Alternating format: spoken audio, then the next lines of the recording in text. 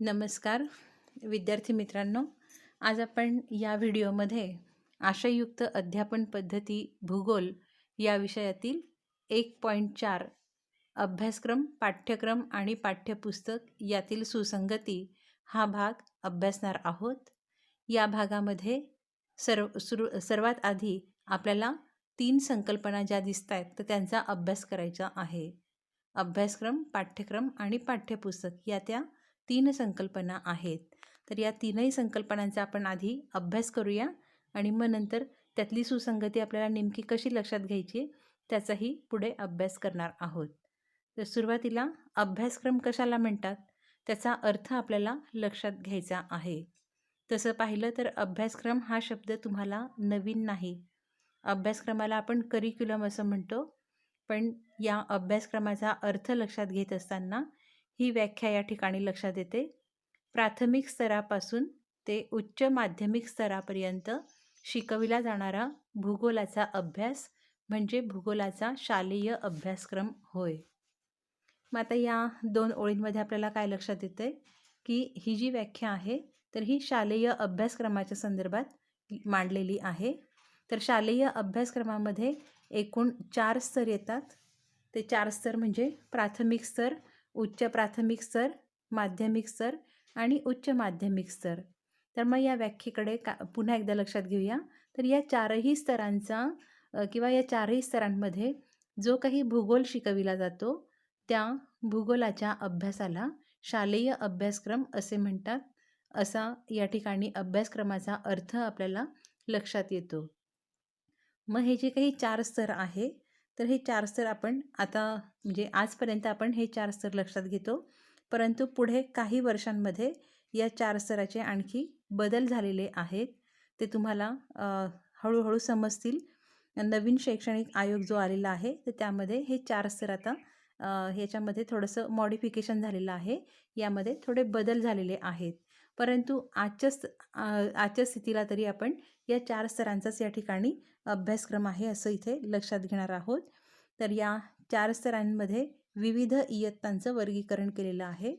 जसं प्राथमिक स्तर जो आहे तर या प्राथमिक स्तरावरती इयत्ता 1ली ते 5वीचे वर्ग येतात. म्हणजे आपल्याकडच्या शाळा ज्या आहेत तर त्या शाळा इयत्ता 1ली ते 4थीच्या ज्या आहेत त्यांना प्राथमिक म्हणतात. परंतु अभ्यासक्रमाच्या संदर्भामध्ये इयत्ता 1ली ते 5वी हे जे वर्ग आहे हे प्राथमिक स्तरात येतात. त्यानंतर प्राथमिक स्तरानंतर उच्च प्राथमिक स्तर येतो. या वर्गामध्ये किंवा या स्तरामध्ये इयत्ता 6वी, 7वी आणि 8वीचे वर्ग येतात. त्यानंतर माध्यमिक स्तर, या माध्यमिक स्तरामध्ये 9वी आणि 10वीचे वर्ग येतात. तर आतापर्यंत आपल्याला काय माहीत होतं की माध्यमिक शाळा किंवा माध्यमिक स्तर कशाला म्हणतात तर इयत्ता 5वी ते 10वीच्या वर्गांना म्हणतात असं आपण एकंदरीत लक्षात घेतलेलं होतं किंवा ते आपल्या मनावरती ठसलेलं होतं. पण आता आपण इथे शिक्षणशास्त्राचा अभ्यास करतोय म्हटल्यावरती हे जे काही स्तर आहे तर ह्या विशिष्ट इयत्तांनी बांधलेले आहेत हे तुम्हाला लक्षात घ्यायचं आहे. म्हणजे माध्यमिक स्तर जो आहे त्यामध्ये 9वी आणि 10वीचे वर्ग येतात आणि उच्च माध्यमिक स्तर सर्वांना माहीत आहे की 11वी 12वीचे वर्ग ज्या भागात शिकवले जातात त्याला आपण उच्च माध्यमिक स्तर असं म्हणतो. तर मग या ठिकाणी काय लक्षात येतंय की अभ्यासक्रम म्हणजे नेमका काय आहे तर या 4 स्तरांना लक्षात घेऊन जो भूगोलाचा अभ्यास केला जातो किंवा जो भूगोलाचा अभ्यास रचला जातो त्याला आपण अभ्यासक्रम असं म्हणणार आहोत. मग आता तुम्हाला अभ्यासक्रमाचा अर्थ इथे लक्षात आलेला असेल. आपण फक्त भूगोल या विषयाच्या संदर्भात इथे विचार करणार आहोत आणि म्हणून भूगोलाच्या अभ्यासक्रमाला इथे आपण काय म्हटलंय की प्राथमिक स्तरापासून उच्च माध्यमिक स्तरापर्यंत जो काही भूगोल शिकविला जातो त्याला आपण भूगोलाचा शालेय अभ्यासक्रम असं म्हणणार आहोत. मग आता यानंतर या अभ्यासक्रमाची काही उद्दिष्टे असतात. आपण अभ्यासक्रमचा अर्थ समजून घेतला तर त्यामध्ये आपण काय लक्षात घेतलं होतं की हे एकूण 4 स्तर आहेत. शालेय अभ्यासक्रमाचे एकूण 4 स्तर आहेत. प्राथमिक स्तर, उच्च प्राथमिक स्तर, माध्यमिक स्तर आणि उच्च माध्यमिक स्तर. तर या 4ही स्तरांचे विशिष्ट अशी उद्दिष्टे आहेत. तर थोडंसं इथे आपल्याला लक्षात काय घ्यायचं आहे की हे जे काही 4 स्तर आहेत तर यामध्ये विद्यार्थ्याचा जो वयोगट आहे तर हा विशिष्ट प्रकारचा असतो. प्राथमिक स्तरामध्ये जे विद्यार्थी असतात तर ते लहान असतात. त्याच्या तुलनेमध्ये उच्च प्राथमिक स्तरातले विद्यार्थी बौद्धिक आणखी इतरही दृष्टिकोनातनं ते थोडे पक्व झालेले असतात. माध्यमिक स्तर आणि उच्च माध्यमिक स्तर या दोघं स्तरांमध्ये मधले विद्यार्थी हे प्राथमिक आणि उच्च प्राथमिक स्तरापेक्षा बौद्धिकदृष्ट्या किंवा मग आकलनाच्या दृष्टिकोनातनं असेल किंवा काही कौशल्यांच्या दृष्टिकोनातनं आहे तर ते मॅच्युअर झालेले असतात. आणि म्हणून या चारही स्तराच्या अभ्यासक्रमाची उद्दिष्टेही वेगवेगळी असते. आणि म्हणूनच इथे आपल्याला काय लक्षात घ्यायचं आहे की या प्रत्येक स्तराची स्वतंत्र अशी उद्दिष्टे असतात. मग आतापर्यंतच्या ह्या 2 भागामध्ये आपण काय लक्षात घेतलं की अभ्यासक्रम म्हणजे काय आहे. तर या चारही स्तरांवरती जो अभ्यासक्रम रचला जातो त्याला आपण अभ्यासक्रम असे म्हणतो. आणि या प्रत्येक स्तराची विशिष्ट उद्दिष्टे असतात. या उद्दिष्टांना धरूनच जो काही अभ्यासक्रम आहे तर त्याची निर्मिती होत असते.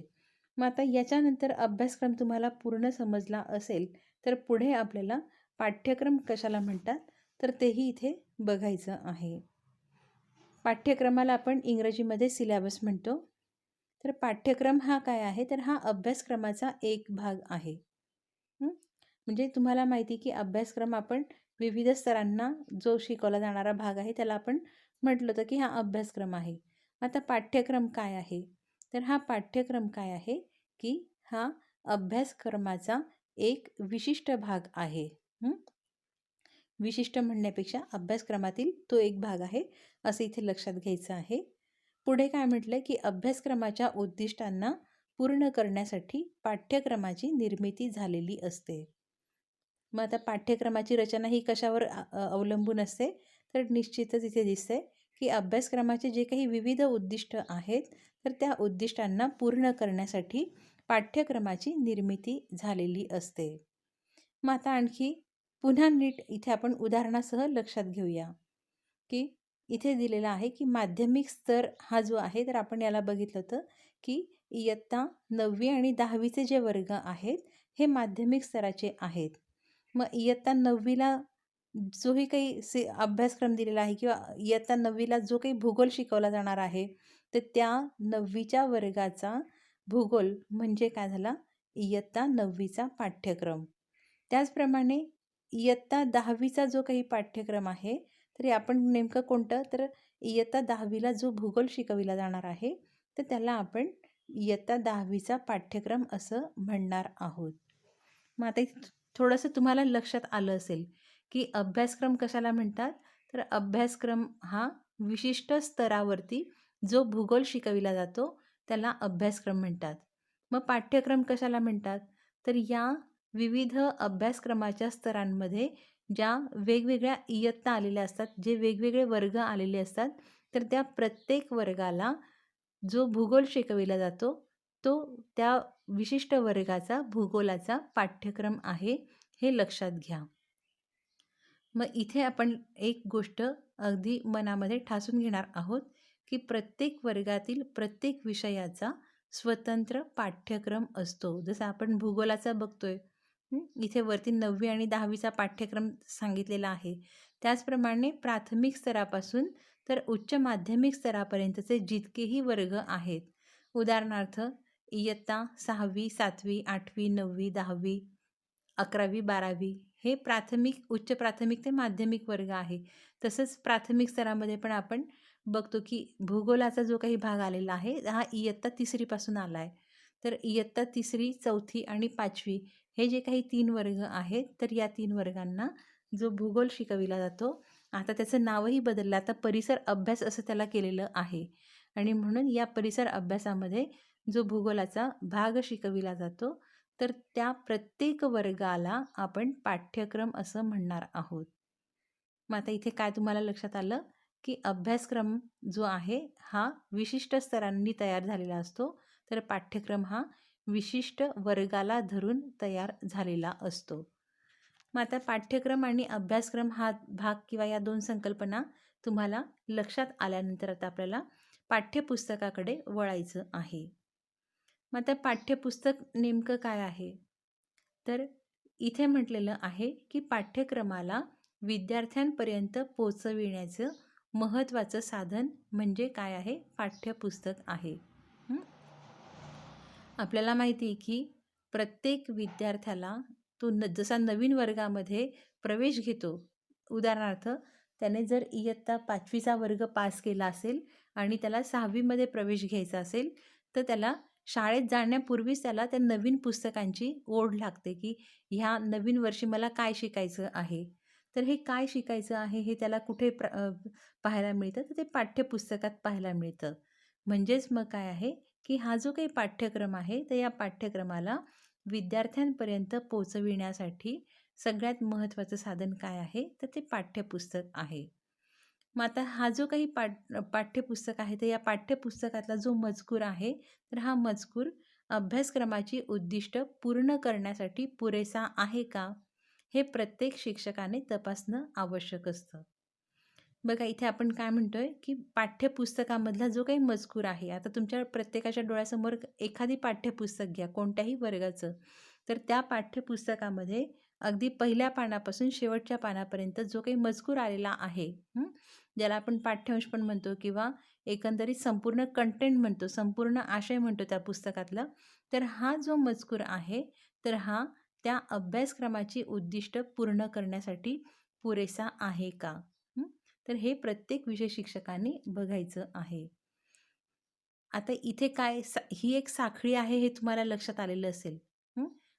सर्वात आधी अभ्यासक्रमाची उद्दिष्टे येतात. त्यानंतर अभ्यासक्रम तयार होतो. त्याच्यापुढे त्या अभ्यासक्रमानुसार तो कुठल्या स्तरावरचा आहे, त्याला धरून त्या विविध इयत्तांचा पाठ्यक्रम तयार होतो आणि त्या पाठ्यक्रमाला धरून अगदी म्हणजे पाठ्यपुस्तक मंडळ बारकाईने पाठ्यपुस्तकाची निर्मिती करत असतं.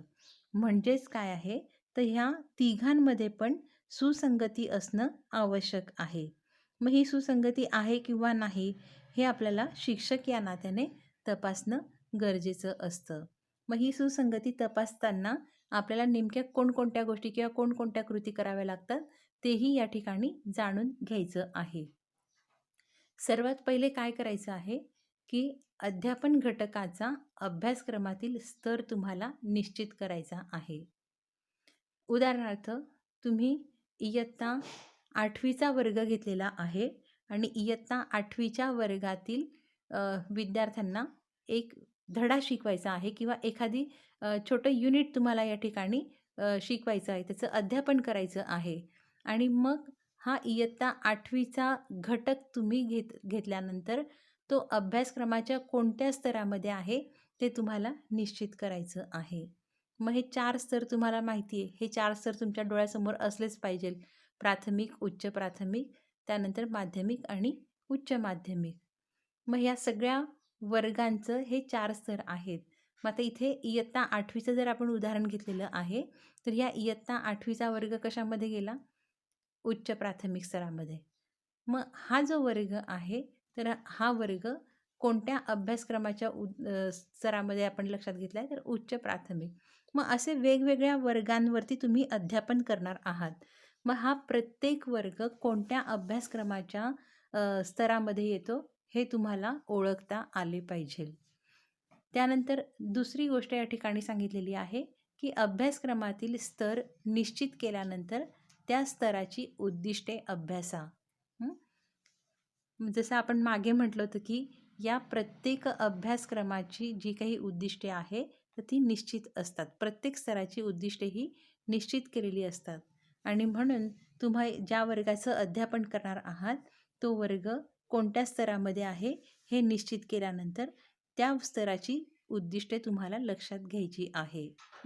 प्रत्येक स्तराची उद्दिष्टे इथे तुम्हाला लक्षात नाही घ्यायची, तर तुम्ही ज्या स्तरामध्ये विद्यार्थ्यांना शिकवणार आहात किंवा ज्या स्तरामधला तुमचा वर्ग आहे फक्त तेवढ्याच वर्गाची तुम्हाला उद्दिष्टे इथे पाहावायची असतात आणि म्हणून तो वर्ग कोणत्या स्तरात आहे त्याच्या उद्दिष्टांचा तुम्हाला अभ्यास करायचा आहे. त्यानंतर तिसरी गोष्ट या ठिकाणी सांगितलेली आहे की अध्यापन घटक ज्या इयत्तेचा आहे, म्हणजे काय, ज्या वर्गाचा आहे त्या पाठ्यक्रमातील अध्यापन घटकातून अभ्यासक्रमाचे नेमके कोणते उद्दिष्ट साध्य करायचे आहे ते निश्चित करा.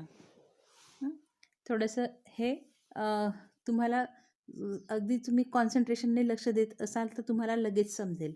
तर इथे काय लक्षात घ्यायचं आहे की तुम्ही जो घटक घेणार आहात, जो पाठ तुम्हाला घ्यायचा आहे, तर त्या पाठाच्या संदर्भामध्ये तुम्ही 2 क्रिया केल्या.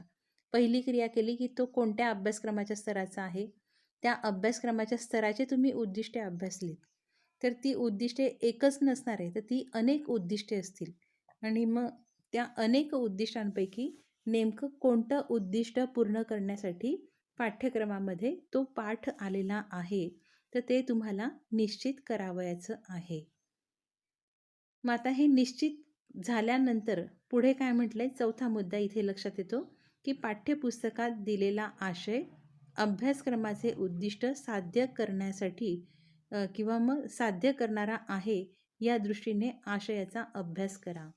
म्हणजे आपण पाठ घेतो किंवा आपण अध्यापन करतो, पण ह्या अध्यापनाला कोणत्या गोष्टीचं अँगल असला पाहिजे किंवा कोणत्या गोष्टीने आपल्याला तो पाठ वळवायचा आहे, तर त्या अभ्यासक्रमाच्या उद्दिष्टाला पूर्ण करण्यासाठी. मग आपल्याकडे आता फोकस कुठे होणार आहे, आपण तर तो आशय लक्षात घेतो. प्रत्येक शिक्षक जो आहे, हा शिक्षक पाठ्यपुस्तकातला आशय चांगल्या प्रकारे अभ्यासतो, कारण त्याला त्याच्या विद्यार्थ्यांचं अध्ययन हे परिणामकारक करावायचं असतं. पण हे परिणामकारक करत असताना त्याला अभ्यासक्रमाचं उद्दिष्ट साध्य करण्यासाठी विशेष अशी यंत्रणा त्याला करायची असते किंवा विशेष अशा प्रकारचं अध्यापन करायचं असतं. आणि म्हणून त्याला या ठिकाणी काय करायचं आहे की तो जो आशय आलेला आहे, तर तो कोणत्या प्रकारचं उद्दिष्ट पूर्ण करण्यासाठी आलेला आहे, त्या दृष्टिकोनातून त्या आशयाचा अभ्यास करायचा आहे. आणि मग हे करत असताना 5व्या क्रमांकाचा मुद्दा इथे काय सांगतो की आशयाच्या आकलनाच्या दृष्टीने आणि उद्दिष्टाच्या पूर्तीसाठी पाठ्यपुस्तकामध्ये चित्र, नकाशा, आकृत्या, आलेख किंवा अशा काही गोष्टी आलेल्या आहेत का, तर त्याचा अभ्यास करायचा आहे. आपल्या सर्वांना माहिती की भूगोलाचं जे पुस्तक आहे, तर हे लांब आहे. हे मोठ्या स्वरूपामधलं आहे आणि ते केवळ म्हणजे आता इतर पुस्तकंही मोठ्या स्वरूपाची आली, परंतु पूर्वी फक्त भूगोलाचंच पुस्तक हे मोठ्या स्वरूपाचं होतं आणि त्यामध्ये छान छान आकृत्या होत्या, नकाशे दिलेले आहेत, आजही प्रयोग दिलेले आहेत वेगवेगळ्या प्रकारचे.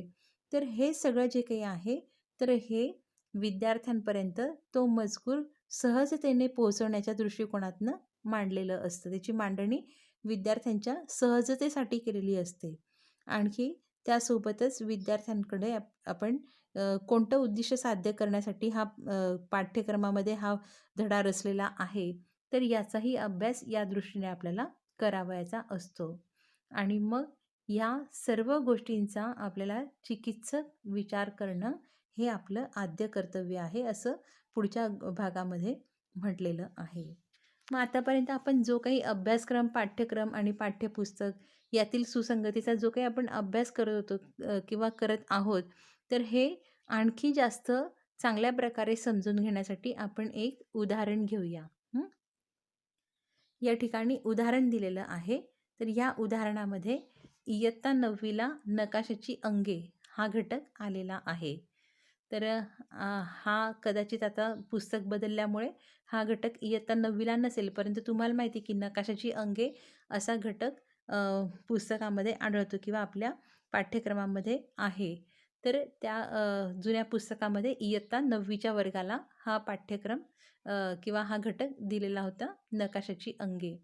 तर मग आता हा जो काही नकाशाची अंगे हा भाग आहे, तर हा कोणतं उद्दिष्ट पूर्ण करण्यासाठी आलेला आहे, तर हे लक्षात घेण्यासाठी सर्वात आधी आपल्याला काय लक्षात घ्यायचं आहे की हा 9वीचा वर्ग कोणत्या अभ्यासक्रमाच्या स्तरात येतो.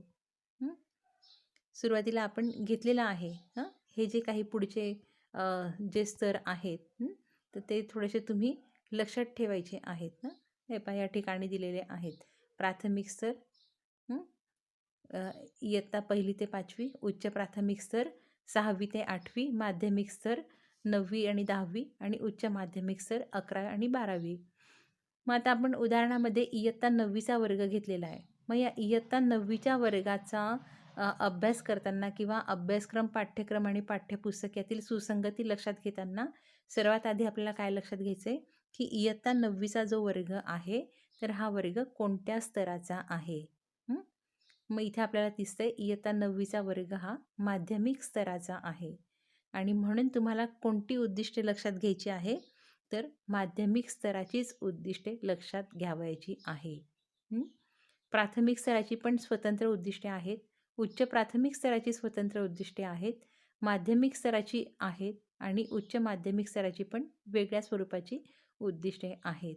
म्हणजेच ह्या प्रत्येक स्तराची जी उद्दिष्टे आहेत तर त्या वेगवेगळ्या इयत्तांसाठीची ती आहे आणि म्हणून जर आपण उदाहरणामध्ये इयत्ता 9वीचा वर्ग घेतलेला आहे तर त्या इयत्ता 9वीच्या म्हणजेच माध्यमिक स्तराची उद्दिष्टे तुम्हाला लक्षात घ्यावयाची आहे.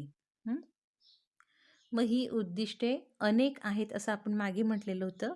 माध्यमिक स्तरावरची असेल किंवा इतर कोणत्याही स्तरावरची, पण इथे आपण माध्यमिक स्तरावरती कॉन्सन्ट्रेट झालेलो आहोत इयत्ता 9वीचा वर्ग म्हणून. तर ही माध्यमिक स्तराची उद्दिष्टे ही अनेक आहेत. मग यापैकी जर मला नकाशाची अंग हा घटक शिकवायचा आहे तर या घटकासाठी नेमकं कोणतं उद्दिष्ट आहे किंवा हा घटक कोणत्या उद्दिष्टासाठी आलेला आहे हे आपल्याला तपासायचं आहे.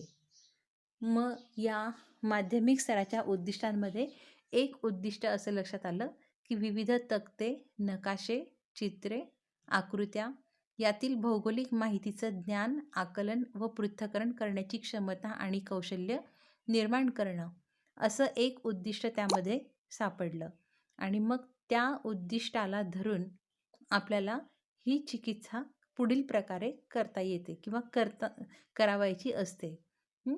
मग इथपर्यंत तुम्हाला समजलं. पहिलं काय केलं आपण, इयत्ता 9वीचा वर्ग कोणत्या स्तराचा आहे, मग त्या स्तराची उद्दिष्टे आपण लक्षात घेतली, ती विविध प्रकारची होती आणि त्यापैकी एक उद्दिष्ट आपल्याला सापडलं की ते नकाशाची अंग या घटकाशी संबंधित आहे. म्हणजेच हे जे उद्दिष्ट आता आपण वाचलं त्या उद्दिष्टाला पूर्ण करण्यासाठी इयत्ता 9वीच्या वर्गामध्ये नकाशाची अंग हा घटक आलेला आहे असं या ठिकाणी आपण पक्क केलं. आणि मग आता पुढे काय आहे तर पुढे आपण त्याची चिकित्सा कशा प्रकारे केली ते या ठिकाणी मांडलेलं आहे. बघा, वरील माध्यमिक स्तराचे उद्दिष्ट साध्य होण्यासाठी अभ्यासक्रमाचा माध्यमिक स्तरातील इयत्ता 9वीच्या भूगोल विषयाच्या पाठ्यक्रमात नकाशाची अंगे या घटकाची रचना करण्यात आलेली असून हा घटक पाठ्यपुस्तकात 8व्या प्रकरणामध्ये आहे. हे थोडंसं विवेचन या ठिकाणी केलेलं आहे आणि वरील उद्दिष्ट साध्य होण्याच्या दृष्टीने पाठ्यपुस्तकात आलेला आशय परिपूर्ण आहे असे दिसते. तर एका शिक्षकाने हे या पाठ्यक्रम आणि पाठ्यपुस्तक यातल्या सुसंगतीचा अभ्यास या ठिकाणी अशा प्रकारे केलेला दिसतो की वरील उद्दिष्ट साध्य होण्याच्या दृष्टीने पाठ्यपुस्तकात आलेला आशय हा परिपूर्ण आहे असे दिसते. प्रस्तुत पाठात उद्दिष्ट साध्य करण्याच्या दृष्टीने शाब्दिक व अशाब्दिक पद्धतीने योग्य स्पष्टीकरण केलेले आहे. म्हणजे त्या आशयामध्ये नेमकं काय झालेलं आहे तर ते या ठिकाणी मांडलेलं आहे. मग पुढे असं म्हटलेलं आहे की शाब्दिक स्पष्टीकरणामध्ये काय काय आहे त्याचंही इथे विवेचन केलं आहे. नकाशाचे शीर्षक, प्रक्षेपण, प्रमाण, दिशा, सांकेतिक चिन्ह, खुणा आणि सूची या नकाशाच्या विविध अंगांच्या ठळक अक्षरात व्याख्या देण्यात आलेल्या आहे. इथे काय दिसते की अगदी त्या शिक्षकाने बारकाईने याचं विवेचन इथे मांडलेलं आहे, ह्या सुसंगतीचं विवेचन मांडलेलं आहे. तर अशाब्दिक स्पष्टीकरणामध्ये अशाब्दिक म्हणजेच काय, शाब्दिक आणि अशाब्दिक इथे दोन शब्द आलेत. शाब्दिक म्हणजे जे शब्दाने सांगितलेलं आहे ते शब्दांनी मांडलेलं असतं आणि जे अशाब्दिक आहे तर ते अशाब्दिक आकृत्या असतील, नकाशा असतील किंवा काही चित्र असतील त्यांनी मांडलेलं असतं. तर मग या प्रकरणामध्ये अशाब्दिक स्पष्टीकरणामध्ये काय आढळलेलं आहे तर नकाशा, आकृत्या, सांकेतिक चिन्ह, खुणा हे मांडलेलं आहे. आणखी पुढे म्हटलंय स्वयं अध्ययनासाठी स्वाध्याय सुद्धा दिलेला आहे. मग अशा प्रकारे संबंधित उद्दिष्टासंदर्भात अभ्यासक्रम, पाठ्यक्रम आणि पाठ्यपुस्तक यातील सुसंगती दिसते, असं या शिक्षकांनी या उदाहरणामध्ये मांडलेलं आहे, असं एकंदरीत आपल्याला दिसतं. तर मग आता तुम्हाला यामध्ये काय लक्षात आलं, की अभ्यासक्रम, पाठ्यक्रम आणि पाठ्यपुस्तक या तिघांमधली सुसंगती आपल्याला अभ्यासणं हे गरजेचं असतं आणि ते कशाप्रकारे अभ्यासायचं हे या ठिकाणी लक्षात घेतलेलं आहे. तर या व्हिडिओमधून तुम्हाला ही सुसंगती कशी ओळखायची किंवा कशी लक्षात घ्यायची ते आपल्याला लक्षात येतं.